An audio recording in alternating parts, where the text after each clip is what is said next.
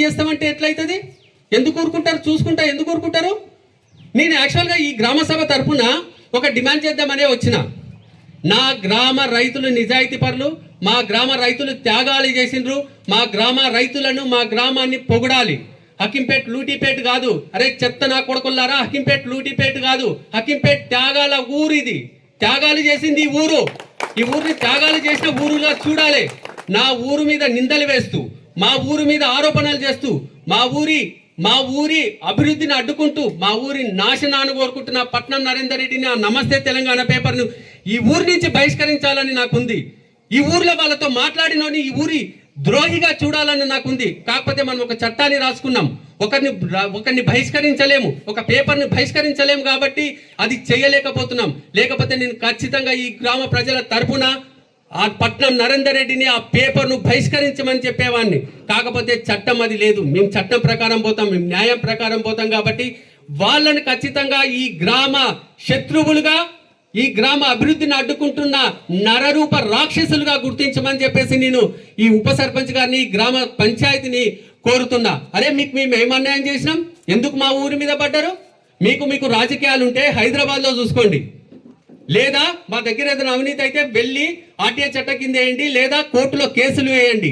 పేపర్లలో రాస్తారా హకీంపేట్ లూటిపేట? ఎవడరా మీకు చెప్పింది?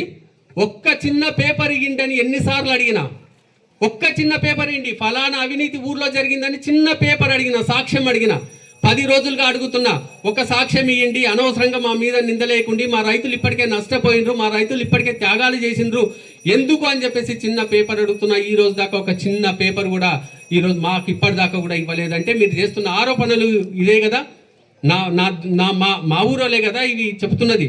వాళ్ళని మా ఫ్రెండ్స్ అడిగిందంట, ఏందిరా ఎందుకు ఇదంతా ఇంత డెవలప్ జరుగుతుంది, ఇప్పుడే 100 మంది ఆడ పని చేస్తున్నారు, అంత మంచి ఎడ్యుకేషన్ అబ్బు సీఎం గారు వచ్చి చేసిపోయారు కదా అంటే ఏమొస్తుంది?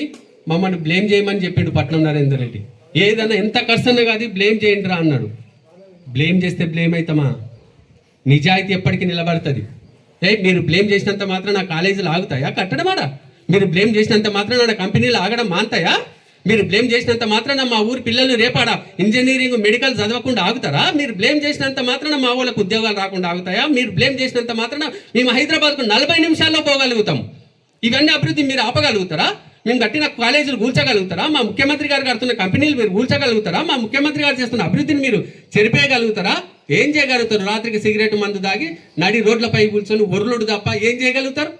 నేను అడుగుతున్నా లాస్ట్ 5 సంవత్సరాల్లో హై స్కూల్కు కాంపౌండ్ వాళ్ళు తీసుకురాలేకపోయినారు వాళ్ళు.